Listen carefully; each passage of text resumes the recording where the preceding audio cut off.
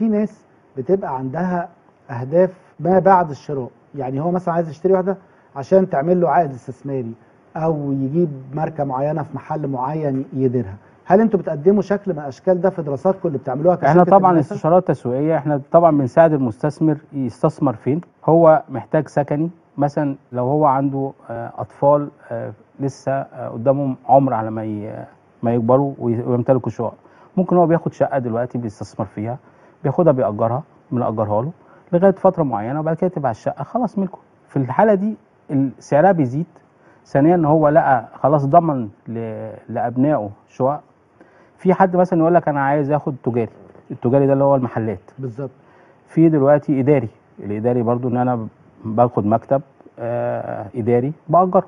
في حاجه جديده دلوقتي طالعه، الطبي، بالظبط، المولات الطبيه، المباني الطبيه، المولات كل الطبيه. كل ده متاح. اهم حاجه انت حضرتك انت بتستثمر ليه، او الهدف من الاستثمار. كل ده احنا بناء على الكلام اللي احنا بنعرفه من المستثمر، احنا بنحاول نوفر له اللي هو عايزه. بتحاول ان انت ترشده على بالظبط على الحاجه المناسبه بالنسبه احنا لازم نكون مصدر ثقه للعميل.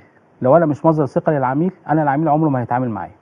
فانا لازم اكسب العميل قبل ما يشتري. تعرفه الاول هو هيكسب ايه والعائد ايه على الموضوع. لازم يعني نجاح اي شركه تسويق من ضمنها الحمد لله شركه الماسه، الثقه اللي انا بكتسبها من الصراحه. لازم يكون احنا لازم نكون صراحه مع اي عميل، حتى لو بتشتري او بتبيع. لازم اقول لك الحاجه الكويسه والحاجه الوحشه، عشان انت حضرتك انت ليك القرار في الاخر بناء على النصيحه بتاعتي. بناء على رؤيتك انت بتوضح له هو يعمل ايه. بالظبط.